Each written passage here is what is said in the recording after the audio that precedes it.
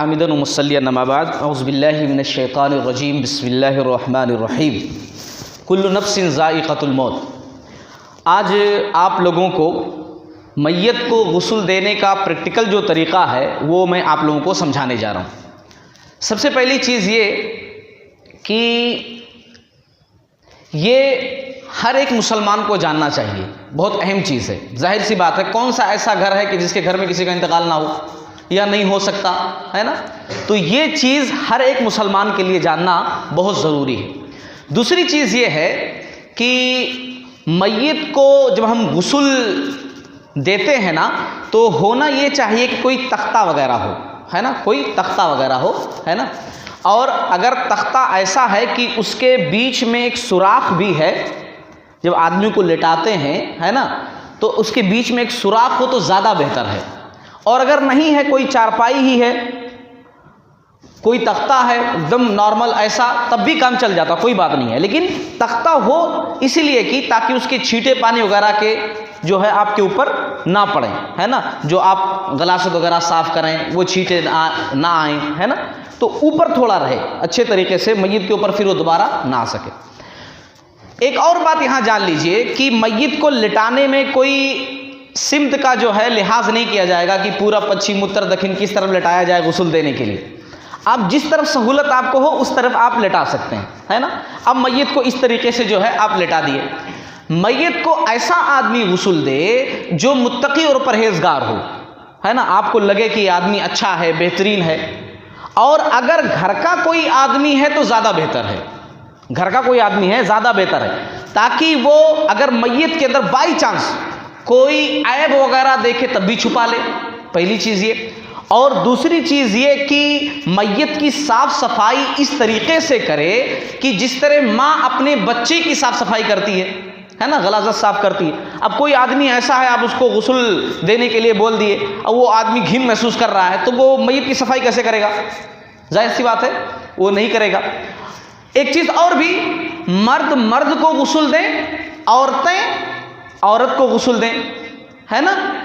हाँ, बीवी शौहर को गुस्ल दे सकती है, शौहर बीवी को गुस्ल दे सकता है। हाँ, कोई आदमी कहे कि मैं अपनी माँ को भी गुस्ल दे सकता हूँ तो गलत बात है, माँ को गुस्ल नहीं दे सकते। चलिए हम जो है शुरू करते हैं। तो सबसे पहले जो है एक कपड़ा ऐसा होना चाहिए। आमतौर से आजकल जो कफन के कपड़े आते हैं, पूरा सेट आता है, उसमें ऐसा कपड़ा आता है ना, ऐसा कपड़ा आता है। और अगर ना भी हो तो अपने घर से कोई कपड़ा इस्तेमाल कर लीजिए आप, और इस तरीके से जो है मैयत के ऊपर रखिए, है ना। अब मर्द की शर्मगाह बोले तो यहाँ नाभ से लेकर के घुटने तक रहती है, यहाँ तक, है ना। मर्द अगर मरने वाला मैयत मर्द है तो यहाँ तक उसकी जो है ये शर्मगाह का हिस्सा है, इस तरीके से ढका जाए। और अगर औरत है तो यहाँ सीने से लेकर के यहाँ तक, इस तरीके से, है ना, इस तरीके से सीने से लेकर के यहाँ तक औरत अगर है, और मर्द है तो यहीं तक काफ़ी है ना, यहाँ ज़ेर नाफ, यानी यहाँ नाफ से लेकर के यहाँ तक पूरा।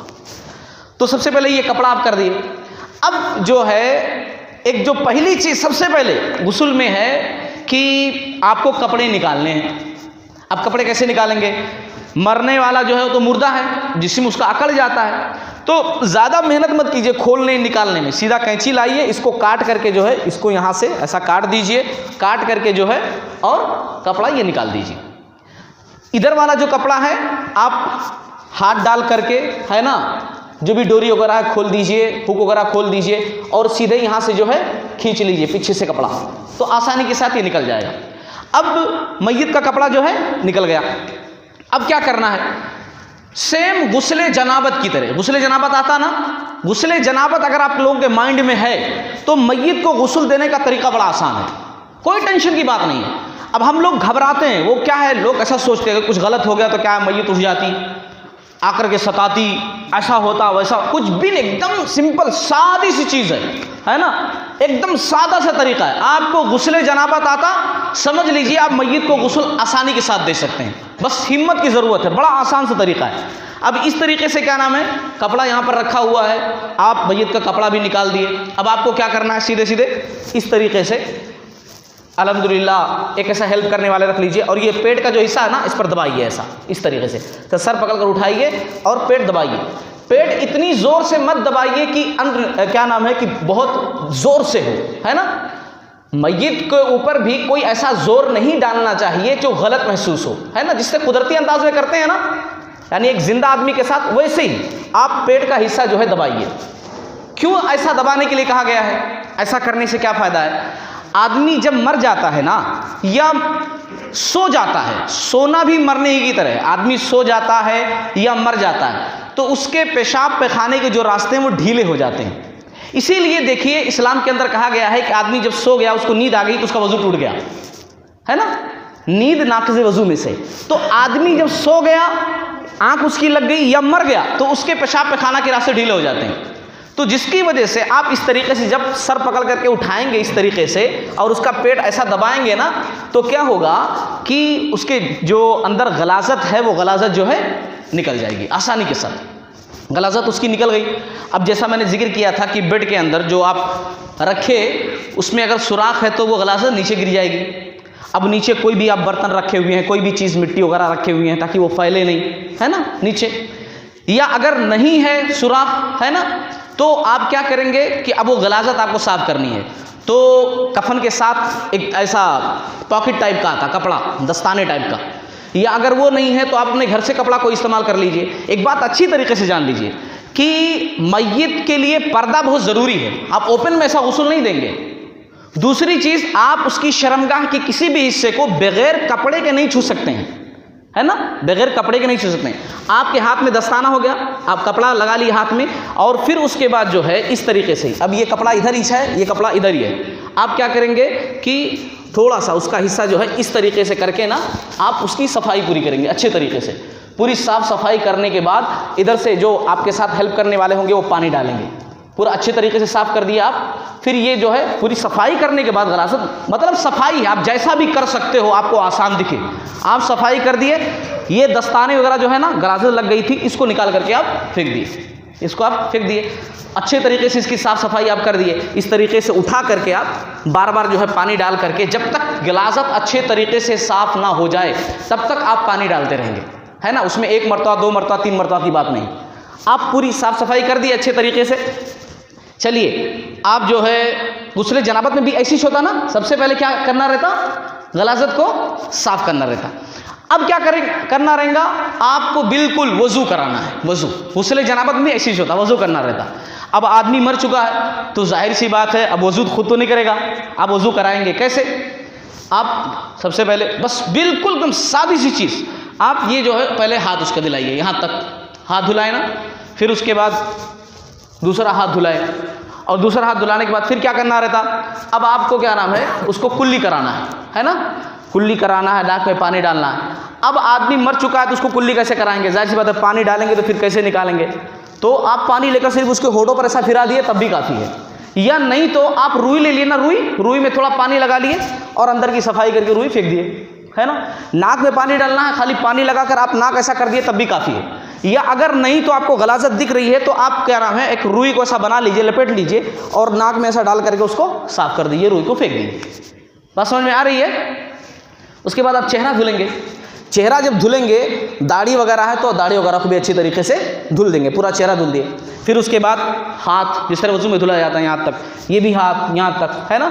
और फिर उसके बाद क्या नाम है, एक चीज़ और भी जान लीजिए कि अगर मय्यत जो है औरत है ना, अभी तो मर्द के बारे में समझा रहे हैं, अगर मय्यत औरत है तो उसके बाल खोल लेना चाहिए, उसके बाल जो है खोल लेना चाहिए। अल्लाह के नबी सल्लल्लाहु अलैहि वसल्लम की बेटी का इंतकाल हुआ, उम्मे अतिया रज़ियल्लाहु ताला अन्हा जो गुस्ल उनको दी थी, वो कहती हैं कि अल्लाह के नबी सल्लल्लाहु अलैहि वसल्लम ने कहा कि बाल खोल दो, 3 चोटियाँ बना दो। तो 3 चोटी बनाए, यानी 3 चोटियाँ, चोटी का मतलब समझते हैं ना, 3 चोटी बना दिए और 3 चोटी बनाकर पीछे जो है डाल दो, अच्छे तरीके से धुलकर पीछे जो है डाल दो। पैर धुल दिए फिर उसके बाद मय्यत के, अब हो गया मुकम्मल वजू। बात समझ में आ रही है ना, है ना। मसा इसमें नहीं है, क्योंकि आप जब ये फेस धुलेंगे तो जाहिर सी बात है सर वगैरह भी आप अच्छे तरीके से साफ कर देंगे। मसा सर का इसीलिए किया जाता है ताकि सर की सफाई हो जाए। तो चेहरा जब आप धुलेंगे ना तो वो मसा जो है समझ लो हो गया। गुस्ले जनाबत के अंदर जो हम गुस्ल करते हैं, है ना, तो उसमें सर का मसा नहीं है, उसमें जो वजू करते हैं सर का मसा नहीं है। क्यों? इसीलिए कि पानी तो नहाना ही है ना, तो उसमें सर का मसा कहाँ से रहेगा? तो इसमें भी सर का मसा नहीं है। जब फेस हम धुलेंगे तो सर भी साफ हो जाएगा। बात समझ में आ गई यहाँ तक? अब देखिए, अब है गुस्ल, अब है मैयत को गुस्ल देना। अब आप क्या करेंगे? पानी जो गर्म करके रखे हैं बैरी के पत्तों के साथ, बैरी के पत्ते आसानी से मिल गए तो अच्छी बात है, नहीं मिले तो कोई बात नहीं है, सुन्नत है। अगर मिल गए तो ज़रूर इस्तेमाल करना चाहिए। और अल्हम्दुलिल्लाह हमारे पास तो आसानी से मिल जाती हैं चीज़ें। अल्लाह के नबी सल्लल्लाहु अलैहि वसल्लम की हदीस है कि बैरी के पत्तों के साथ जो है पानी गर्म कर लीजिए, क्योंकि वो मैल की अच्छी तरीके से सफाई कर देता है। वो पानी ला करके आप सबसे पहले दाहिने तरफ से डालिए, है ना, दाहिने तरफ से डालिए, फिर बाएं तरफ डालिए, इस तरीके से, है ना, दाहिने तरफ से शुरुआत कीजिए और फिर बाएं तरफ डालिए।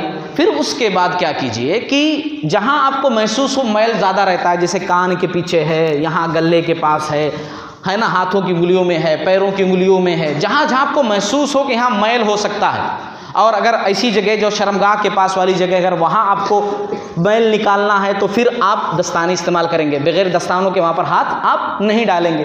तो इस तरीके से मैल की सफाई करने के बाद आप वो पानी जो है 3 मरतबा, है ना, डालिए, या चलिए आप एक ही मरतबा में पूरा साफ़ कर दीजिए, है ना। फिर साबुन वगैरह भी आप इस्तेमाल कर सकते हैं, शैम्पू भी इस्तेमाल कर सकते हैं, कुछ भी सफाई के लिए कुछ भी इस्तेमाल कर सकते हैं आप। फर्स्ट पानी डाल करके मैल वगैरह साफ़ कर दिए, फिर साबुन शैम्पू जो इस्तेमाल करना चाहे इस्तेमाल कीजिए, और फिर उसके बाद जो है पानी डालिए। लास्ट पानी जो है वो खुशबूदार होनी चाहिए। अपने पास क्या खुशबू के लिए इस्तेमाल करते हैं? काफूर इस्तेमाल करते हैं। हदीस के अंदर ये बात आई हुई है, काफूर वगैरह, यानी लास्ट पानी जो आप डालेंगे मैयत के ऊपर ना, वो काफूर वाला, खुशबू वाला, है ना, ताकि क्या नाम है, फरिश्ते वगैरह आते हैं ना मैयत के पास, तो काफूर वाला पानी आप डालिए।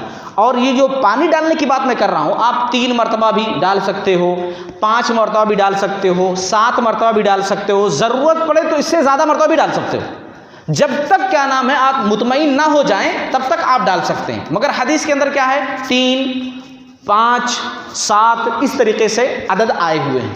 अब आमतौर से हदीस के अंदर 3 ही मरतबा आया हुआ है। वजह, क्योंकि अरब के अंदर जाहिर सी बात है पानी की किल्लत थी, 3 मरतबा बस हो जाता था। अगर 3 मरतबा में बस हो जाए तो बेहतर है।